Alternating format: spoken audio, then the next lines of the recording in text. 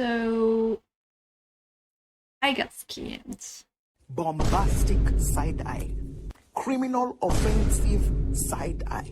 So what happened, Cece? Why did you get scammed? Well, let me give you a quick story time of what happened. So I was on Twitter and I saw this auction for 4 lovely dresses made by Whimsy. And I wanted to have one of those because they looked awesome. So I starting bits. And then a few hours later, I think, a cited repost of my comments saying you won the auction.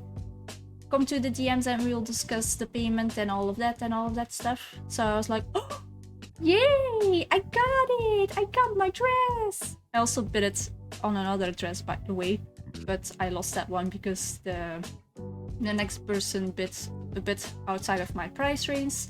So I let it go and I was like, okay, that's fine. But moving on to the DMs. So we got into the DMs and they said the other person that did the bid on the second dress, they backed out. So she was like, if you want still both dresses, that's fine. If you just tell me and I'll give you the price for both dresses. I was like, hell yeah, I want both dresses. Gimme. So she said then the total price of that would be $102. Cha-ching. And then we moved on to the PayPal. Of course, that's how it goes. You get the PayPal. And I sent the payments. I thought in a few hours I'll get my dresses sent to my email. Nice. That's not how it went. About an hour later, they said sorry, it seems like I still have trouble with my account from PayPal. Yada yada. They sent me the refund. And I was like, oh, don't worry. We can probably figure something out. I still want them, of course. So I'll still do a payment. And then they sent me this is my partner's PayPal. Can you send it to them instead of commercial, a friends and family type of payment? Now notice, if you send it as a friends or family type of payment through PayPal, you cannot get a refund through PayPal. You can only do that if you select it's for commercial goods. So that's already one big red flag, by the way. If they ask you to do it through friends or family type of service instead of the commercial one. But yeah, I was stupid. I wanted the dresses and I thought, okay, why not? The service costs would also be on top of me, so not that they didn't have to pay for the extra transferring, since they already sent back my money before. I thought it was reliable enough to do it, so I did. And then they constantly kept me waiting online on a thin line of oh my gosh, Gmail is fucking up, I can't get the dresses through, why, I don't know why, my internet is doing annoying stuff. And then I didn't hear anything from them for a few hours. The next day I wake up, guess what? The actual creator of the dresses sent me a message saying that there's a scammer going around impersonating her. And I was like, no, I should have seen the signs. Oh my god, I'm so stupid. But yeah, it happened. It did happen. And I was stupid about it. So I decided, from my own misery of, losing $102 plus more fees, why not make a video about how to spot impersonators? On the Twitter, at least. But this can also be on Etsy, Ko-fi, and all other services that might be impersonating people.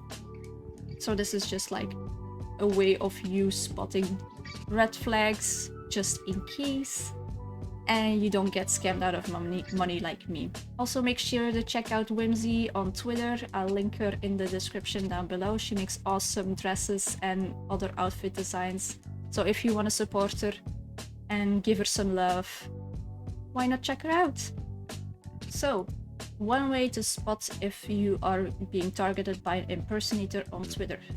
1. Look at the ads in their bio.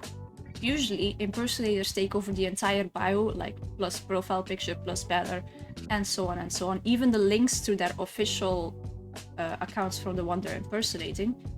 But you cannot completely copy the ads. The ads are unique, on Twitter at least, so nobody can copy it. The way they can copy it kind of is replace something with capital letter instead of a small, letter, or like weirdly replacements, instead of like a letter, a number, they do a letter, or vice versa. So for example, here you have my at cc dot, and you make the T, the last T, like a double T. Or you make the O in dot A0. Kinda looks alike, doesn't it? But still, it's an impersonator. Just in case, make sure to send a message to the original account or the impersonator accounts, both of them, just to make sure that you're having the right person, and make sure that you contact the actual original person. Or at least if they've copied the post or like done a cited tweet to reach out to you to say like, come to the DMs, post on the actual auction tweets to say like, is this you? Did you send me that quote retweet? I don't understand. I thought it was closed after like 24 hours or something. That's one way to spot an impersonator. Second red flag to notice. If they say that PayPal has been compromised, so they want you to send the money to a secondary account from like a partner or something. Okay, already this should have been like the tipping point for me to say like, don't do business with this person, they're an impersonator or they're like scamming you, is the fact that their original PayPal has been like compromised, is like blocked, so they cannot receive any of the money or take out any of the money that's been sent over to their account. That's already a huge red flag, because that means somebody actually sent like a scammer inquiry to PayPal themselves, and they might have been blocked with evidence usually. So if they ask you to send it to like a secondary person, like their partner or like a family member that gets to them, don't do it. Don't do it. Even PayPal is like, don't do it. They even send me like a warning, like if you do it too hasty, it might be a scammer or whatever. So just don't. And especially if they ask, like I said in the story before, they ask to send it as a friends or family type of service instead of like a commercial service. Because with the commercial service, at least you're protected by getting a refund from the money that you sent. But if you do it as friends and family service, you cannot get a refund even if you say that they're a scammer. Even if you report them. You can barely even report them as a scammer. It's a bit harder. And another thing you can notice for like impersonators, well, it might be already too late by then, but if they keep like making you wait and wait and wait for the product to arrive, if they make you wait like at least more than a day, and they keep not answering your messages asking like, what's going on, is your internet doing all right, is your email working now, if they just keep like pulling you along, or you know, waiting a long time to reply, then it might also be, you know, an impersonator. So by then it's already too late, but if you followed the previous step of not sending it as a friends or family through PayPal, then you might be still able to get your refunds or get your money back. And make sure to always report them on every site that they contacted you with or tried to scam you with, so that the proper consequences can follow them, hopefully after. So those are some tips. I hope they help you more than they helped me in that moment. Because, well, I was oblivious. That's on me, that's on me. But otherwise, I hope you have a lovely new year. I hope you had a great time. Tell me all about your new year if you want in the comments below. I want to hear how it went, what you did, what you ate. Huh? And tell me some of your goals for the new year, of course. If you want to see my goals, I have a video about that right over here. You can check that out.